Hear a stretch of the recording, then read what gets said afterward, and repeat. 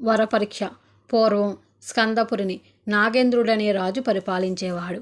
నాగేంద్రుడికి కుందనందిని అని గొప్ప రూపలావణ్యములు కలిగిన కుమార్తె ఉంది.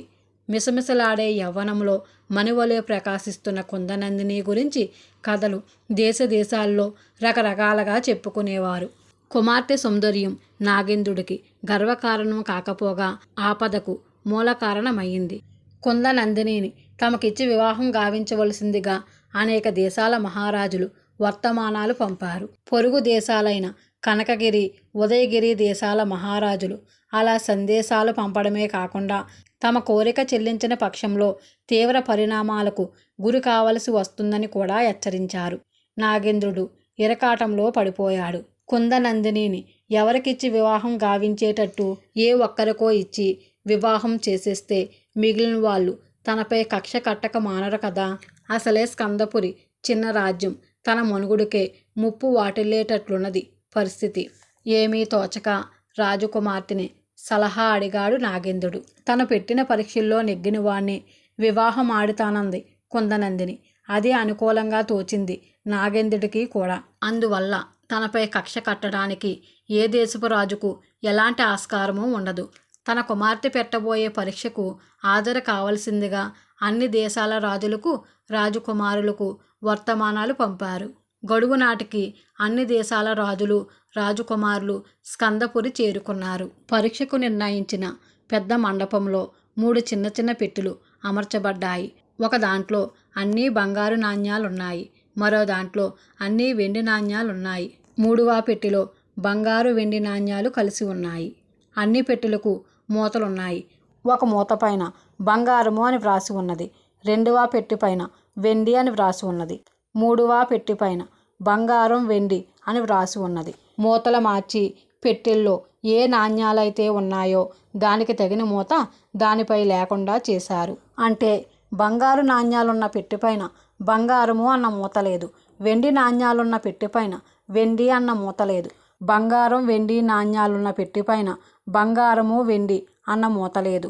ఈ విషయం మండపంలో అందరి మధ్య వెల్లడించబడింది. షరత్ ఏమిటంటే ఏ పెట్టెలోనైనా చెయ్యి పెట్టి అందులోకి తొంగు చూడకుండా ఒక్క నాణ్యాన్ని మాత్రం బయటకు తీయాలి.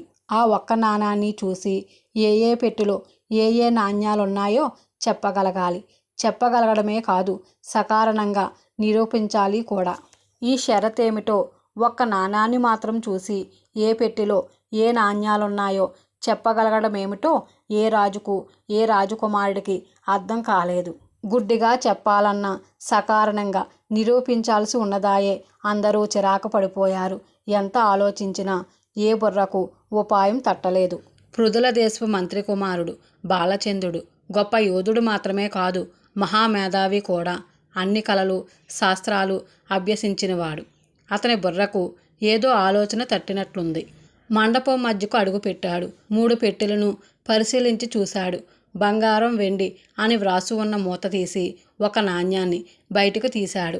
అది వెండి నాణ్యం. ఇందులో అన్ని వెండి నాణ్యాలున్నాయి అన్నాడు. బంగారం అని వ్రాసిన మూత ఉన్న పెట్టెలో బంగారం, వెండి నాణ్యాల మిశ్రమం ఉంది అన్నాడు. 3వ పెట్టెలో అన్నీ బంగారు నాణ్యాలున్నాయి అని ప్రకటించాడు. ఆశ్చర్యంతో పెట్టెలు తెరిచి చూశారు సభికులు. అన్నీ సరిగ్గానే ఉన్నాయి. అతను చెప్పినట్లు నీ నిర్ణయానికి కారణమేమిటో చెప్పమన్నారు అంతా. బాలచంద్రుడు ఇలా చెప్పాడు. బంగారం, వెండి అని రాసి ఉన్న మూతను తీసి ఒక నాణ్యాన్ని బయటికి తీశాను. అది వెండి నాణ్యం. ముందు చెప్పిన దాన్ని బట్టి అందులో బంగారం, వెండి నాణ్యాల మిశ్రమం ఉండటానికి వీలు లేదు. ఎందుకంటే బంగారం, వెండి నాణ్యాలున్న పెట్టెపైన బంగారం, వెండి అని వ్రాసిన మూత ఉండకూడదు. కాబట్టి అందులో పూర్తిగా బంగారు నాణ్యాలు కానీ వెండి నాణ్యాలు కానీ ఉండి ఉండాలి. నా చేతికి వెండి నాణ్యం వచ్చింది కాబట్టి అందులో ఉన్నవన్నీ వెండి నాణ్యాలే. బంగారం అని వ్రాసిన మూత ఉన్న పెట్టెలో పూర్తిగా బంగారు నాణ్యాలు ఉండడానికి వీలు లేదు. వెండి నాణ్యాలు కావని మనకు తెలిసాయే. అందువల్ల అందులో బంగారం, వెండి నాణ్యాల మిశ్రమం ఉండి తీరాలి. పోతే ఇక మిగిలిన 3వ పెట్టెలో పూర్తి బంగారు నాణ్యాలున్నాయి. అందరూ ఆనందంతో చప్పట్లు చరిచారు. బాలచంద్రుడి తెలివికి అందరూ సంతోషించి అతన్ని పొగిడారు. కుందనందిని అందరూ చూస్తుండగా బాలచంద్రుడి మెడలో పూలహారం అలంకరించింది. ఆపద నుండి బయటపడ్డ నాగేంద్రుడు ఆనందంతో వధూవరులకు వివాహం జరిపించాడు. ప్రాణగండం. ఉద్భత దేశంలో గుర్రాలను దొంగలించడం జాస్తిగా ఉండేది. పట్టుబడిన దొంగలకు శిక్షలు కూడా కఠినంగానే ఉండేవి. ఆ కాలంలో ఒక పేద దైవజ్ఞుడు ఊళ్ళ వెంబడి సంచారం చేస్తూ ఒక రాత్రి ఒక గుహస్థుడి ఇంట పడుకున్నాడు. ఆ రాత్రి ఆ గుహస్థుడి ఇంట ఉన్న ఆడగుర్రం ఈనటానికి సిద్ధంగా ఉన్నది. అందుకోసం ఇంటి యాజమాని ఆయన కొడుకు ఆ రాత్రి నిద్రపోకుండా మేలుకొని ఉన్నారు. అర్ధరాత్రి వేళ గుహస్థుడు బయటకు వచ్చి ఆకాశంలోని నక్షత్రాలకేసి చూసి, ఈ గుర్రాన్ని ఇంకొక అరగడియ ఈనకుండా ఆపే దారి లేదా అన్నాడు. అదెలా సాధ్యం అన్నాడు గుహస్థుడు. మరేమీ లేదు, ఇప్పుడు పుట్టే ఈ గుర్రపు పిల్ల మూలాన 2 మనుషులకు ప్రాణగండం ఉన్నది అన్నాడు దైవజ్ఞుడు. ఆ దుర్ముహూర్తంలోనే గుర్రపు పిల్ల భూమి మీద పడింది. ఇప్పుడేం చెయ్యమంటారు అని గుహస్థుడు దైవజ్ఞుణ్ణి అడిగాడు.